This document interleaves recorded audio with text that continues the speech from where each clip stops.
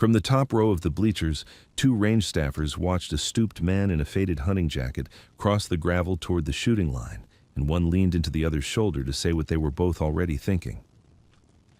"That's the grandfather," the taller one said. "Etheridge brought his own grandfather." "To sniper school graduation," the other said, like the words needed testing before he could believe them. "Look at that shoulder.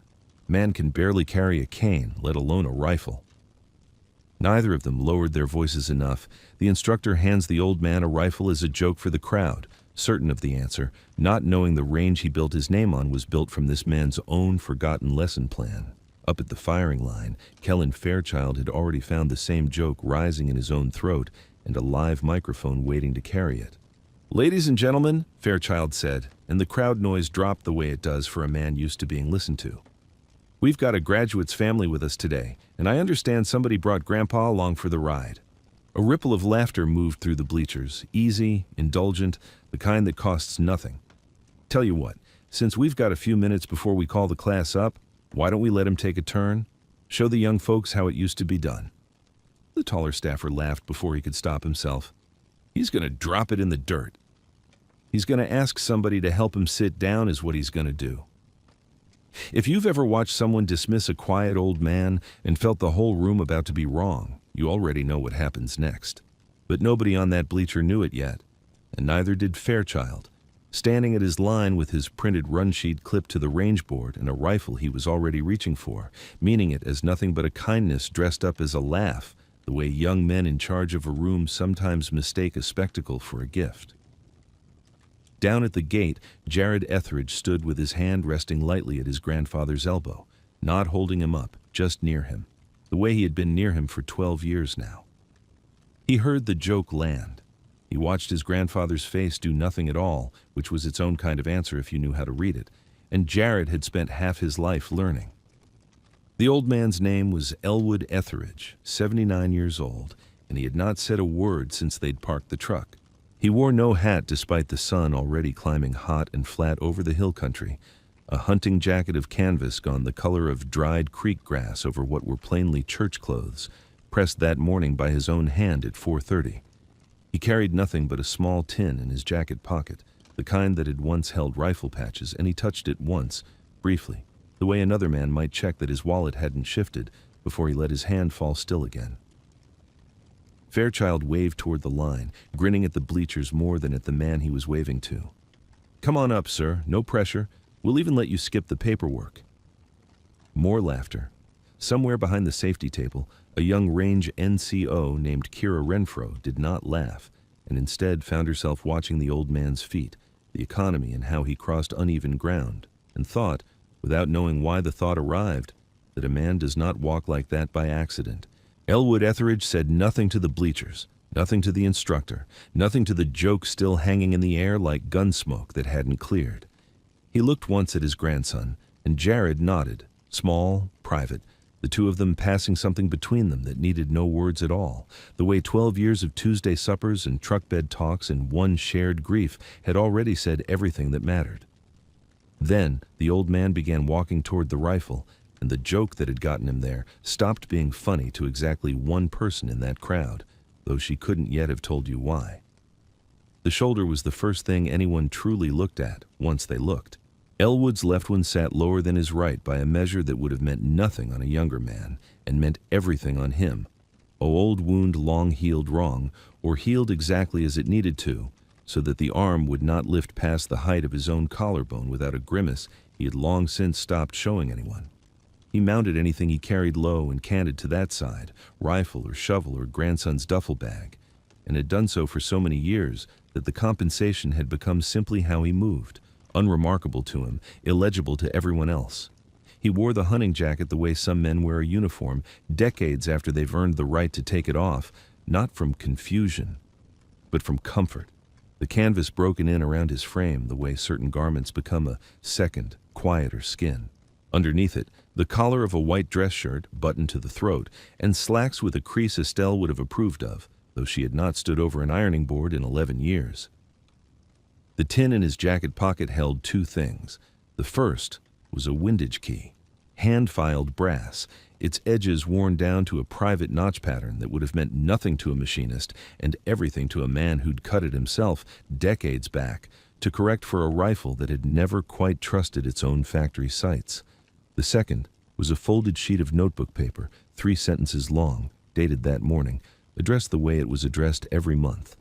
To Estelle at the house on Millgrove Road, though the house had new owners now and had for 6 years, and the letters came back unopened every time, and Elwood mailed the next one anyway, on the 1st of the month, because that was the day he had always written to her when duty had kept them apart, and duty, in its way, still did.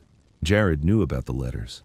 He'd found out the way you find out most things about a quiet man, by accident 3 years back, watching his grandfather seal an envelope at the kitchen table and address it to a woman who'd been gone since Jared was 11. He hadn't asked. He'd only refilled his grandfather's coffee and sat back down, and something in that silence had done more for the two of them than any conversation could have. The debt ran the other direction too, older and heavier. Jared's father, Elwood's only son, had died of a wasting illness 12 years back, and Elwood had shown up at the funeral in this same jacket and had simply stayed, moving into the spare room of a boy's grief without being asked and without ever once describing it as a sacrifice. He'd taught Jared to drive, to shoot slow before he shot fast, to write his own name like he meant it. He had not told the cadre at Hollow Creek who he was when Jared invited him to graduation. He hadn't told them, because it had never once occurred to him that it mattered. He wasn't here to be seen. He was here because a boy he'd raised out of another man's absence was about to become something his own son never lived long enough to become, and Elwood Etheridge had walked 600 miles for less important reasons in his life than that. Kellen Fairchild had earned every ounce of the confidence that let him make that joke into a live microphone, and the graduating class would have told you so without hesitation.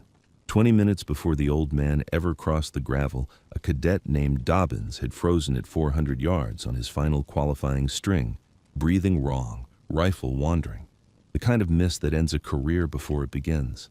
Fairchild had walked the line without raising his voice, crouched at the young man's shoulder, and read the Cross Valley gust off the flagstand and the heat shimmer over the berm in under 4 seconds, a full mile-per-hour correction the range-finding unit hadn't yet caught up to, and murmured 2 words of adjustment that put Dobbins's last round dead center.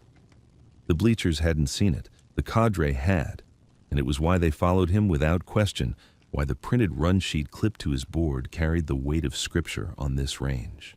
He was, whatever else the day would prove, exactly as good as his own legend claimed, and the case could be made in seconds in front of witnesses under real pressure, which was more than most instructors could say.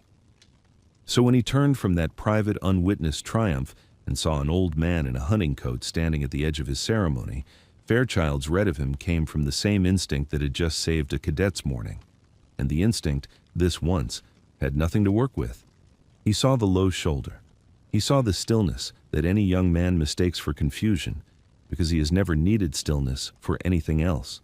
He didn't see the tin, didn't know to look for it, and so he built his whole impression out of what was easiest to see: age, silence, an unfamiliar wardrobe on a modern range.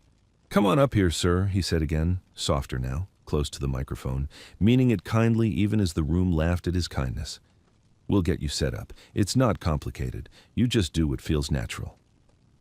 He held the rifle out like a man offering a photo prop, stock forward, bolt already closed on an empty chamber for safety, utterly certain the day's real business belonged to the 12 young graduates behind him. And this was simply a 5-second bit of warmth for the parents in the stands. He did not ask if the old man had ever held a service rifle in his life. It did not occur to him to ask. That, more than the joke itself, was the failure the day would spend the next several hours correcting. Kira Renfro had come up through 3 range assignments believing she could read a shooter before he ever touched a weapon, and for the first 10 seconds of watching Elwood Etheridge take the rifle from Fairchild's hands, she was certain she was about to watch an old man's dignity get quietly, kindly wasted. She'd clocked the shoulder same as everyone. She'd clocked, too, the way his fingers found the sling and the forend without once glancing down to locate them, the way a man's hand finds a light switch in his own house in the dark. That struck her as odd before she let herself think about why.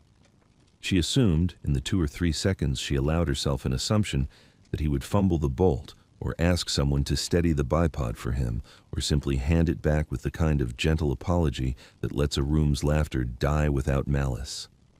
He did none of those things. He lowered himself behind the rifle in stages, not because his knees demanded it, though they did, but because the shoulder dictated a specific sequence. Weight first onto the forearms, elbows walked forward, and only then the low-canted mount that let him sight, without lifting that arm past the line it would no longer cross. Kira watched him do it and revised her assumption on the spot quietly, the way a good NCO revises a call the instant new information arrives rather than defending the old one. He did not check the wind flags.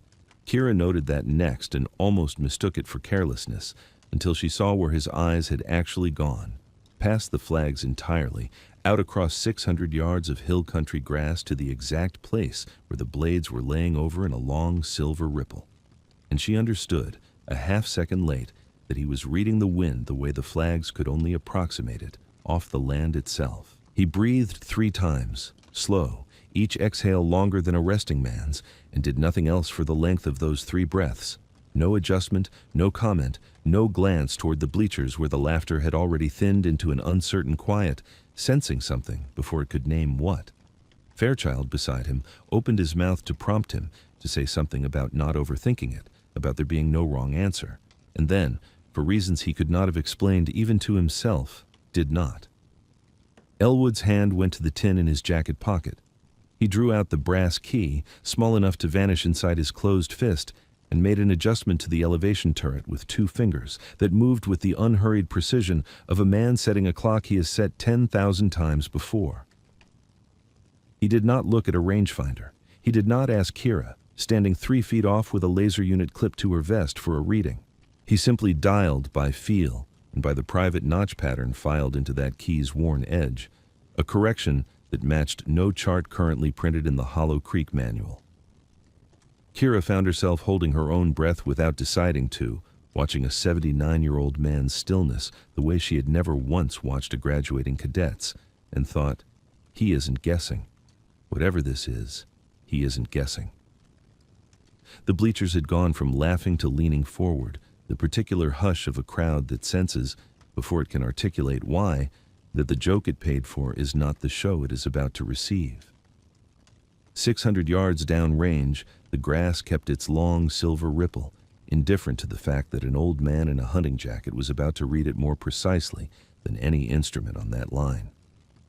Elwood's first breath in was slow enough that Fairchild, still standing close enough to correct him, felt the urge to speak, and did not. The second breath went out even slower, and somewhere in the space between the two, his offhand found the brass key one last time and gave the turret a final quarter turn so small that only Kira, watching from 3 feet off, saw it happen at all. He did not use the wind flags. He used the grass, the long ripple bending and easing and bending again across 600 yards of open country. And he read it the way another man reads a gauge he built himself, because the grass, unlike any flag on a pole, showed him the wind at every yardage between himself and the target, not just the wind at the pole. 3 held breaths, each one measuring something no rangefinder had a column for, and on the 3rd exhale, with no announcement, no countdown, nothing but the settling of a body arranging itself around a task it had done longer than most of the graduating cadets had been alive, Elwood Etheridge fired. The first round cracked out over the valley, and true to the day's brand-new silence, nobody laughed. He worked the bolt once, unhurried, the motion so plain and so exact that it barely looked like effort at all, more like a man closing a door that he'd opened 1,000 times and trusted to swing the same way every time. The second round went. The third followed 12 seconds later, no faster, no slower, the same 3-breath measure repeating itself like a metronome only he could hear. Downrange, the spotting scope on Kira's tripod found the target before Fairchild's own optic did, and what it showed silenced the last of the bleacher chatter entirely. 3 holes inside a group you could have covered with 2 spread fingers at 600 yards, fired by a man whose shoulder would not rise past his own collarbone, using a dope correction that matched nothing in the printed run sheet clipped to Fairchild's board. Fairchild started, reaching for the scope himself, and stopped there, mid-word, because the sentence he'd been about to say, some easy, gracious concession about beginner's luck, about a lucky old-timer's steady hand, had nowhere left to go once he'd actually looked through the glass. Elwood set the rifle down across his knees, unhurried, and slid the brass key back into its tin without checking whether anyone had seen it. He said nothing. He did not look toward the bleachers, where 200 people who had been laughing 90 seconds earlier now sat in the specific hush of a crowd doing arithmetic it did not yet have the numbers for. It was Jared from the gate who broke the quiet, not with pride but with a plain question pitched only to his grandfather, the way you'd ask a man something you'd wondered for years and never found the moment. "Granddad, do they still teach the wet cheek rid here? The wind off the breath?" Something crossed Elwood's face at that. Not shame, not quite grief, something adjacent to both. And he looked for the first time all morning, less like a man being underestimated and more like a man who had just been asked a question he had hoped, all these years, nobody would ever think to ask again. "No," he said. 3 letters, no more offered, and he did not explain why the answer troubled him as much as it plainly did. Kira Renfro had learned in 2 years at Hollow Creek that the fastest way to end an argument about a shooting method was to go find where it was written down. So while Fairchild stood at the line fielding 100 questions he had no ready answers for, she slipped into the range office and pulled the Institute's official field manual off its shelf, the same one every instructor quoted the way other men quote scripture. The wind-read chapter took her 4 minutes to find, and 1 sentence to unravel a decade of assumed history. The method was there in full, breath-timed, grass-read, no instrumentation required, laid out almost word for word as Elwood had just performed it on the line. And at the bottom of the page, in small print nobody ever bothered to read past the header, a footnote credited its authorship to a training officer named Rutherford Sedgwick, deceased, formerly chief instructor of the very course Fairchild now ran. She sat with that for a long moment before she understood the second half of it. Sedgwick hadn't just been some name in a footnote. He'd been Fairchild's own mentor, the man who'd hired him as a green instructor 11 years back, and mattered enough to Fairchild's own idea of himself that his photograph still hung, small and easy to miss, in the range office hallway. Correcting this footnote wouldn't just embarrass an institution. It would mean telling Kellen Fairchild that the discipline he'd built his career defending had been signed by a dead man who never wrote a word of it. She might have sat on that discovery a while longer, turning it over, if the dean's assistant hadn't chosen that exact hour to walk through the office, asking whether the signing room was set up yet for the licensing party at 1400. Kira asked, careless, half listening, "What licensing party?" and got an answer that straightened her spine. A publisher was flying in to finalize a trademark on the school's signature wind-reading curriculum under the Hollow Creek name, timed to close at the same hour as the closing ceremony, so the Institute could announce both at once, a graduating class and a patented legacy, to the 2 sister schools waiting to adopt the method wholesale. 3 hours. That was what was left on the clock, and every one of those hours now had 2 clocks stacked inside it, the ceremonies and the signings, both ticking down toward the exact same afternoon, and both about to close over a lie neither the dean nor Fairchild yet knew they were telling. Kira found Fairchild by the equipment cage, still holding the printed run sheet he hadn't looked at in 20 minutes, and set the manual open on the crate between them without a word of preamble. "Sedgwick," she said. "It's credited to Sedgwick, not to the old man, not to anybody who was actually out there today." Fairchild looked at the footnote a long moment, and something in his face did the same math she'd already done. His mentor's name, his own decade of teaching at his gospel, and a dean's signing table 3 hours out that would make the lie permanent the instant a pen touched paper. "That's not possible," he said, but the words came out thinner than the joke he'd made into the microphone an hour before, and both of them heard the difference. Kellen Fairchild did not go looking in the Institute's film archive to prove himself wrong. He went looking to prove himself right, certain that 30 minutes with the vault's old training reels would turn up nothing but static, and confirm that Sedgwick's name belonged exactly where the manual had put it. The archive lived in a converted supply room behind the range office, shelves of unlabeled canisters and a projector nobody had touched in years, and Fairchild worked through them with the growing impatience of a man hunting for evidence that keeps refusing to appear.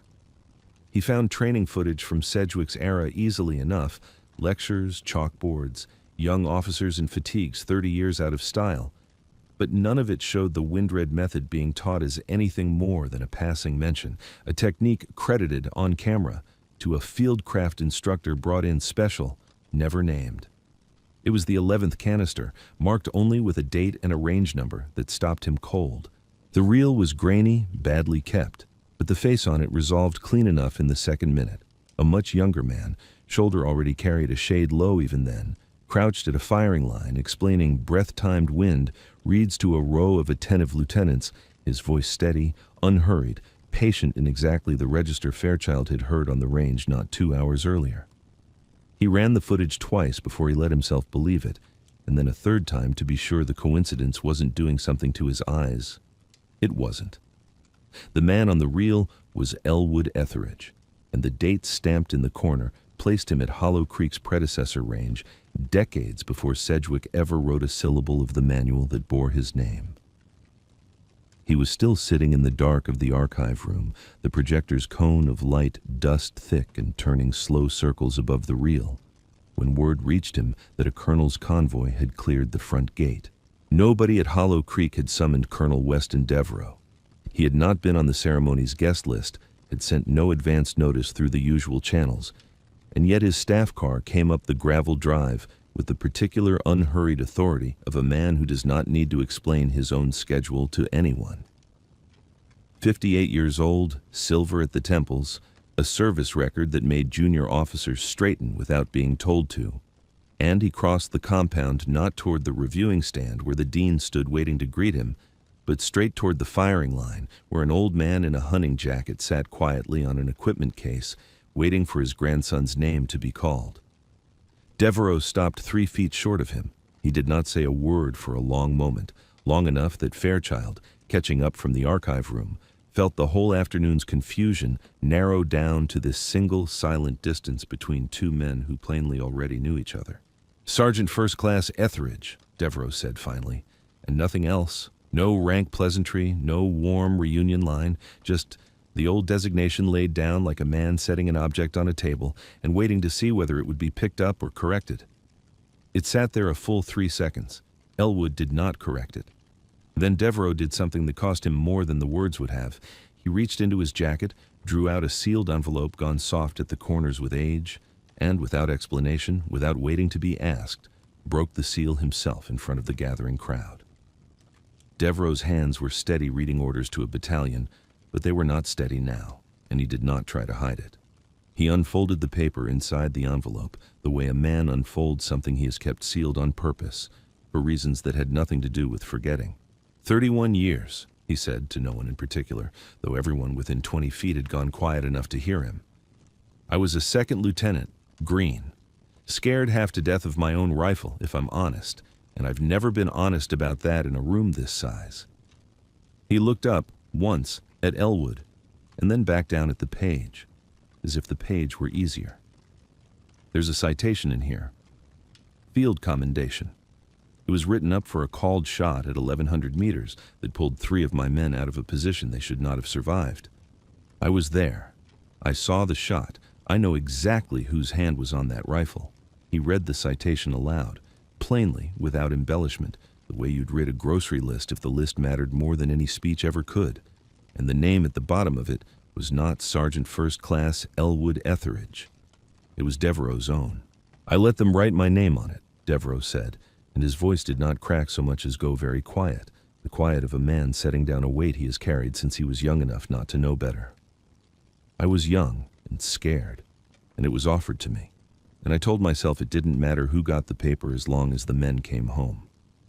I have kept this sealed 31 years because I did not know how to give it back without admitting what I'd let happen. The sister schools this man built with his own 2 hands exist, in part, because of a shot I let the Army believe was mine. The bleachers had gone silent in a way they hadn't even managed for the 3 rounds at 600 yards, a silence with grief inside it now, and something that looked almost like shame, though it belonged to nobody in that crowd but the colonel holding the paper. Elwood took the citation from Devereaux's hand at last, read it once, and folded it back along its old crease without comment. "You were a lieutenant," he said. "Lieutenants don't write their own paperwork. Whoever typed that made a mistake 31 years ago. Wasn't yours to carry." 3 sentences. No more offered, though the room waited for more, the way rooms do when a man has clearly given all he intends to give. "I don't want it corrected," Elwood said, when Devereaux pressed him, when Fairchild, still holding his printed run sheet forgotten in one hand, asked what he wanted done about the manual, about Sedgwick, about the trademark signing bearing down on all of them inside the hour. "Whatever's owed on paper, owe it to the boy instead. Jared scored on that method same as the rest of his class. I want his ranking to stand on what he earned, not on what gets written about me this afternoon." It was Fairchild, of all people, who noticed the date stamped in the corner of the archive reel matched something else entirely. A scrap of paper Elwood had been carrying folded in his tin all morning, 3 sentences long, addressed to a woman named Estelle. Fairchild had glimpsed the corner of it without meaning to back at the equipment cage, and only now understood what he'd seen. He didn't come to be given a rifle. He came to watch the boy he raised become the man his own son never got the chance to be. And somewhere in that unlabeled reel from 30 years back, filmed on the exact date Estelle had once written into the last letter she ever received from him before her passing 11 years on, was the last living piece of that particular year Elwood had left. A year with her still in it, unlabeled, nearly lost, found again by accident on a graduation afternoon he had never meant to be the center of.